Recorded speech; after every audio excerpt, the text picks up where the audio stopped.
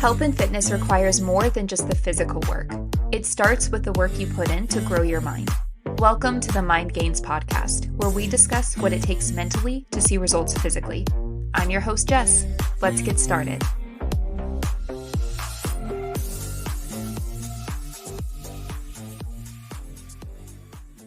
Happy Monday. Welcome back to another episode of the Mind Gains podcast. If you're new to the show, hi, hello, glad to have you. This show is all about health and fitness, mental strength and discipline, and personal development within this realm. And I'm so glad you decided to tune in because today's episode is all about goal setting, which is really important for any time of the year. But I think it's especially important as we head into the next few months and on into the new year. I think this is usually the time that most of us start thinking about setting some goals for ourselves, which is fantastic. I think it's great to always be striving to be a better version of yourself, whether that's in health and fitness or some other area of your life. I think it's good to always be looking for ways to get even better and improve. But I also think a lot of the time when we set goals, we don't really know how to do it in a way that's meaningful or attainable. Because anyone can sit here and say, I want to lose weight, which, hey, that's great. But how? How do you plan to do that? What are you going to do to get there? When do you want to achieve this goal by? What are the parameters of your success around this goal? Because goal setting is great, but we want to make sure we're not just setting arbitrary goals because if that's what we're doing, then what's the point? What's the point of saying, I want to lose weight, and then not making a specific plan on how you're going to achieve that goal? I'm sure the reason you're setting a goal is because you want to actually achieve it, right? We don't want this to be like a New Year's resolution that we work towards for a week or two until it gets swept under the rug because we didn't actually take some time to figure out exactly how we were going to get there. We want to make sure we're putting some thought into this and actually laying out a plan, a blueprint for our success. So, today I want to talk about goal setting and go through how I personally set my own goals to make sure I can actually achieve them. I have to be honest, growing up, I did not like school. Honestly, I'm putting that pretty lightly. I hated school, unfortunately. It was just not my thing. I did not like being there. For the 18 years I was in school, it was not fun. But if there's one thing I'm grateful for learning during my time in school, it's how to set goals. If you haven't heard of this strategy for setting your goals, I am glad to introduce it to you. But I'm sure most of you out there have heard of setting SMART goals. I think this is something that's been taught to pretty much all of us. I think it's more so that we've just kind of forgotten about it. I think they taught us this in like fifth grade. And I don't know about you guys, but I was not out there setting goals in elementary school. This really isn't something I remembered about or implemented until I was an adult. So if you have heard of SMART goals, then this should serve as a nice refresher on what they are and how to set them. Any goal you set should always be a SMART goal. And SMART stands for specific, measurable, achievable, relevant, and time based. So, going back to what I said before, if you were to just say, I want to lose weight, that is not a SMART goal. Honestly, that's not even really a goal, in my opinion. That's just an idea or a thought that you have. Because when you say, I want to lose weight, well, what do you mean by that? How much weight? How are you going to do that? By what time frame? You need to get very specific with your goals. So in this case, instead of just saying, I want to lose weight, you could say, I want to lose 10 pounds by January 1st by starting to work out 3 times a week and eating in a calorie deficit. That is a SMART goal. It's specific. It gets into the nitty gritty on how you plan to achieve this goal, which would be by starting to work out 3 times a week and by eating in a calorie deficit. It's measurable because you'll be able to use a scale to tell whether or not you achieved your 10-pound weight loss goal by January 1st. It's achievable because we currently have 10 weeks until the new year, and losing 10 pounds in 10 weeks is achievable and a realistic goal. It's relevant because this goal lines up with your values In this case, the value you place on your health, and it could possibly be relevant and in line with other goals you have in the future if you have a larger weight loss goal, for example. And it's time based because you put a deadline on it. In this case, by January 1st. All of your goals need to be set up this way because if you just say, I want to lose weight, well, how do you know if you achieved that goal? If your goal is that you want to lose weight by the new year and 2025 rolls around and you're down on the scale by half a pound, have you achieved your goal? I'm thinking probably not because I don't know anyone out there that has a goal to just lose half a pound. But technically, you did it. I don't know. You weren't very specific. So, how do we know if you were successful or not? You have to define what success will look like for you. And you have to lay out a plan on how you're going to achieve that goal. Because just saying you're going to lose weight doesn't mean anything if you don't put action behind it and have a plan on how you're going to do that. Are you going to do that by working out 3 days a week, 4 days a week, eating in a 300-calorie deficit, upping your step goal? What is your plan to get there? Weight loss or fat loss doesn't just happen. You have to develop a strategy on how you're going to pull it off and get it done. And you can't just say, I want to lose 100 pounds by 2025 when there are 10 weeks left until the new year. That is not realistic. And I think this is the area where most of us get tripped up. I mean, I think we pretty much all know it's not realistic to lose 100 pounds in 10 weeks, but this is an exaggerated example. I think a lot of us set these goals for ourselves that are not at all based on science, and we have unrealistic expectations. So we set unrealistic goals, which leads us to feeling defeated when we weren't able to meet that unrealistic goal. And then we give up. Your goal has to be realistic. That doesn't mean it can't be ambitious. I don't think there's anything wrong with shooting high here. I think a lot of the time, actually, we tend to set goals for ourselves that are, almost too easy to achieve so that we don't fail. You can be ambitious, but you also have to be realistic. You can be both. You can push yourself to achieve a difficult but attainable goal. But if it's not realistic, you're just setting yourself up for failure. Setting a 10-pound weight loss goal in 10 weeks, definitely realistic. Setting a 100-pound weight loss goal in 10 weeks, not realistic at all. So you have to know the difference. And you have to give yourself a deadline. Because again, you could say you want to lose 10 pounds, and that's great, but by when? Are you going to give yourself until the end of the year? Or are you going to give yourself an infinite amount of time? That way you never actually technically fail at reaching that goal. Because that's great. But that also means you're probably never going to reach it either because you don't have anything pushing you or driving you to meet a deadline. Your goals need to have all the aspects of a SMART goal if you actually want to reach them and start making some real changes. I want to run through an example of what developing a plan for a goal would look like. So let's use that weight loss example. Your goal for the remainder of this year is I want to lose 10 pounds by January 1st by starting to work out 3 times a week and eating in a calorie deficit. So breaking down the time frame, this works out perfectly because like I said, there are currently 10 weeks left until January 1st. So that would be losing 1 pound every single week from now until the new year. In order to see 1 pound of weight loss a week, we need to be eating in a 500-calorie deficit. So if you're tracking your food starting today, you would subtract 500 calories from your daily calorie goal. If you're not tracking your food, you need to start so that you can know how much you're eating every day in order to reach the goal that you set for yourself.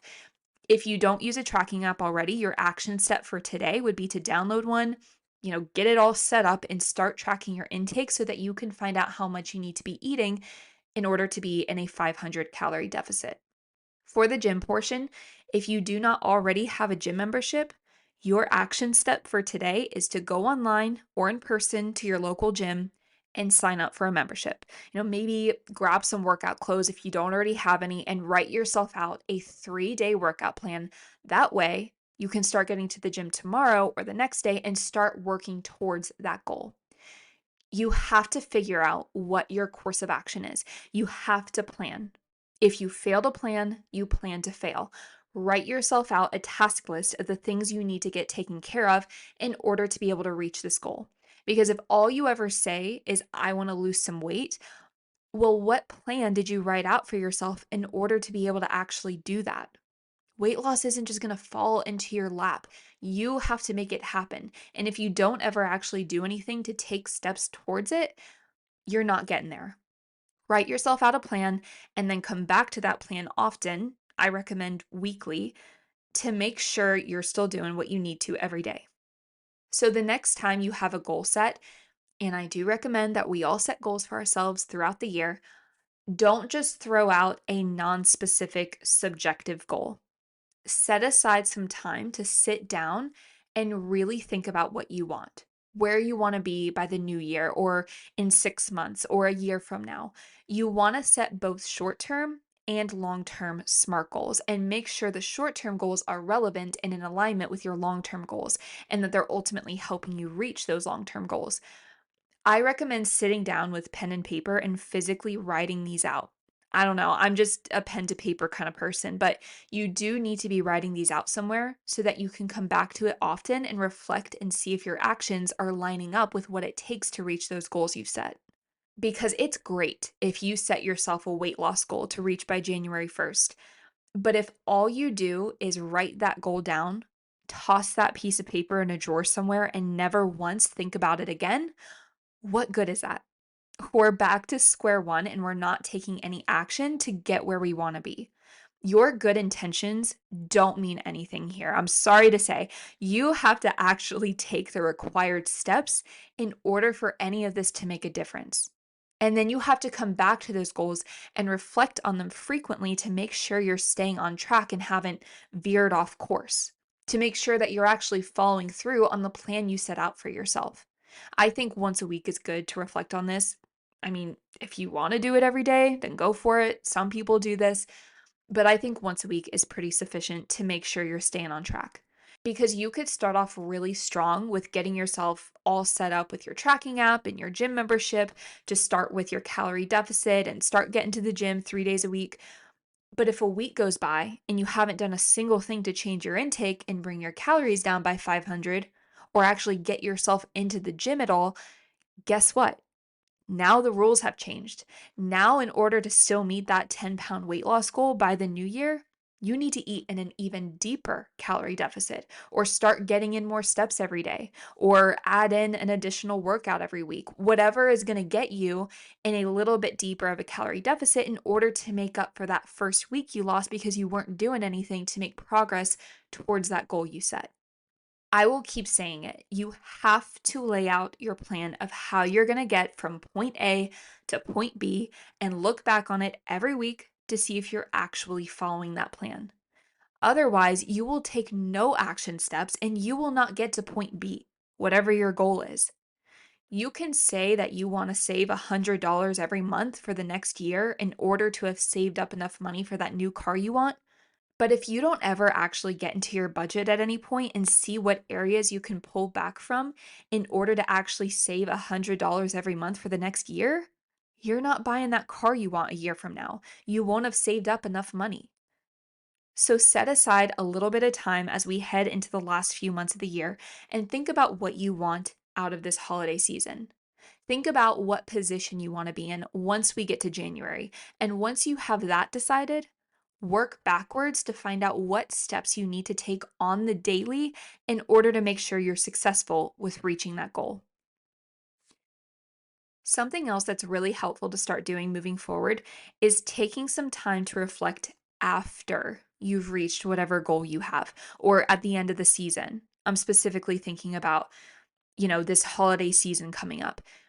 Maybe your goal for this season is to just be a little better than you were last year. And honestly, I think that's great. Obviously, we would need to get more specific with that and find out how we're going to be a little better than we were last year.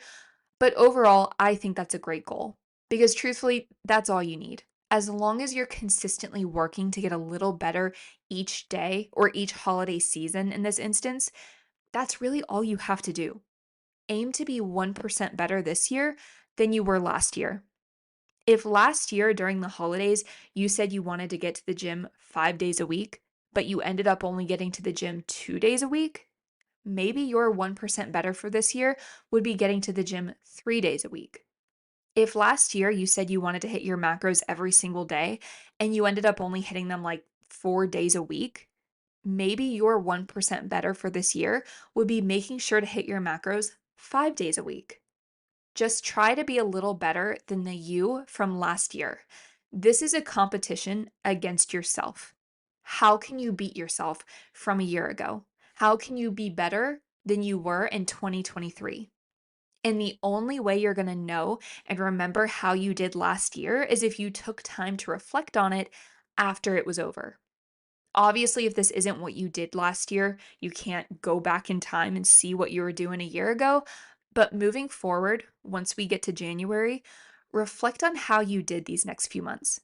Take notes, write down how you felt, what you were proud of, what you weren't so proud of, what areas you'd like to improve on next time. That way, a year from now, as we're heading into the 2025 holiday season, you can look back and see where you can aim to be a little better next year.